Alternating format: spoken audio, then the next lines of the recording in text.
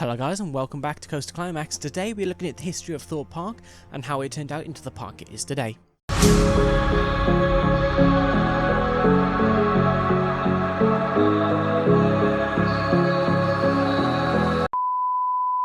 So if you do go on to like this video, make sure you hit the like button, the subscribe button and the notification bell to be notified of any upcoming videos.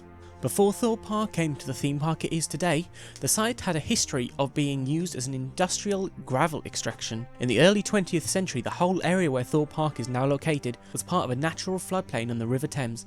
This region featured marshland and occasionally used for agricultural purposes. From the 1930s to the 1970s, the site underwent significant industrial transformation when it was developed into a gravel pit. Gravel and sand extraction became the primary activity of the site, taking advantage of the naturally occurring deposits in the floodplain. This period saw expensive mining operations with large areas being excavated and later flooded, creating a series of artificial lakes. This is the water that you see around Thorpe Park Resort. As the gravel extraction operations wound down, the site was left with a series of water-filled pits. These flooded areas were seen as a potential hazard, but also offered an opportunity for redevelopment into something beneficial for the community.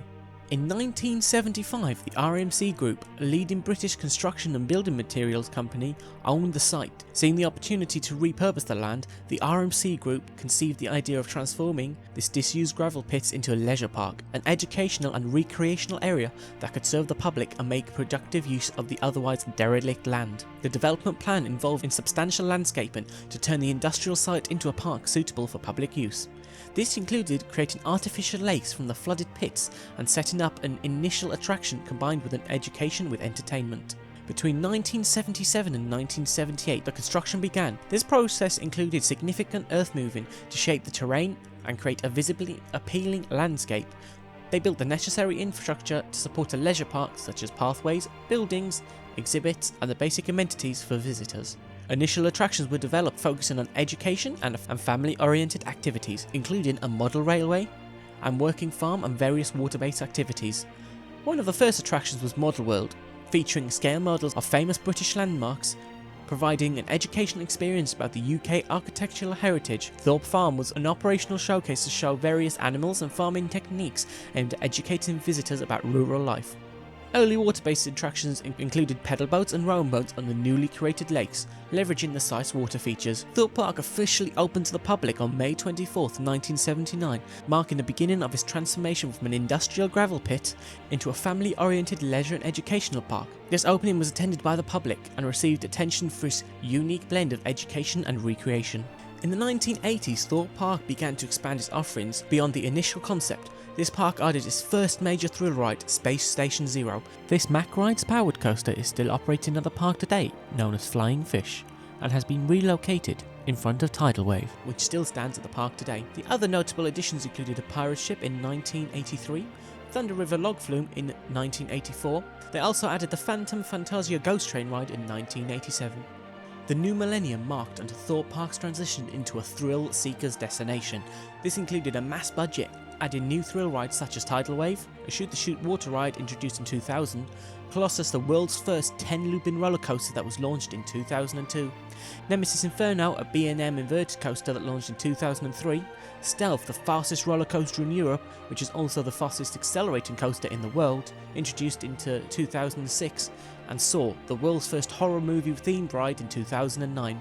Thorpe Park continued to innovate with new attractions and experiences. In 2012, Thorpe Park launched the UK's first wing coaster, the Swarm. This included a 127-foot tall dive loop where you hang upside down, and as you dive down you swarm underneath a plane. Then in 2016, Darren Brown's Ghost Train, Rise of the Demon, an immersive dark ride combining virtual reality and physical effects, was opened.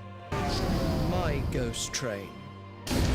Darren Brown's Ghost Train, only at Thorpe Park Resort. This park also introduced various seasonal events and focused on enhancing the guest experience through updates to existing attractions and improved facilities. Thorpe Park was acquired by the Two Swords Group in 1998, bringing increased investment and strategic direction.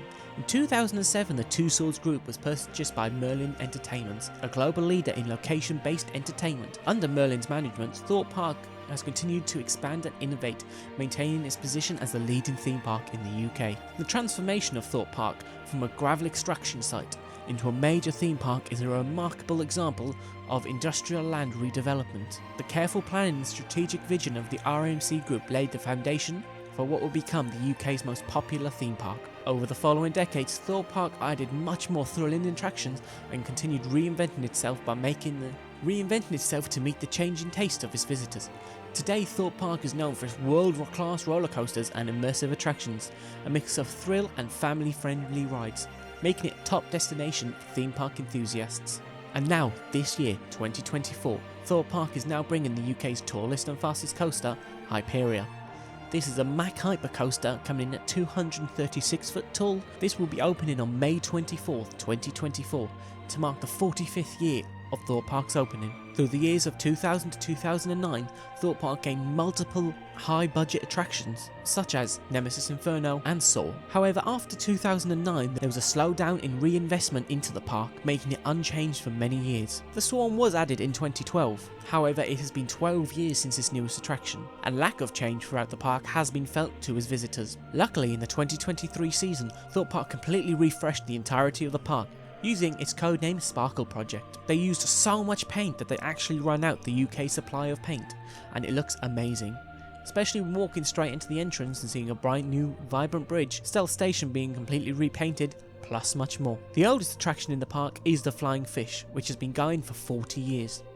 However, this has changed multiple locations within its time being at the park, and now sits comfortably next to Tidal Wave. Hopefully more amazing things will come to the Thorpe Park Resort, and it won't be like Swarm, where we had a 12-year gap before a new major coaster. If you did like this video, make sure you hit the like button, the subscribe button and the notification bell to be notified of any upcoming videos. If you are subscribed and are coming to the opening day of Hyperia, make sure you come and say hello, as I'm giving out some free pin badges to all of my subscribers.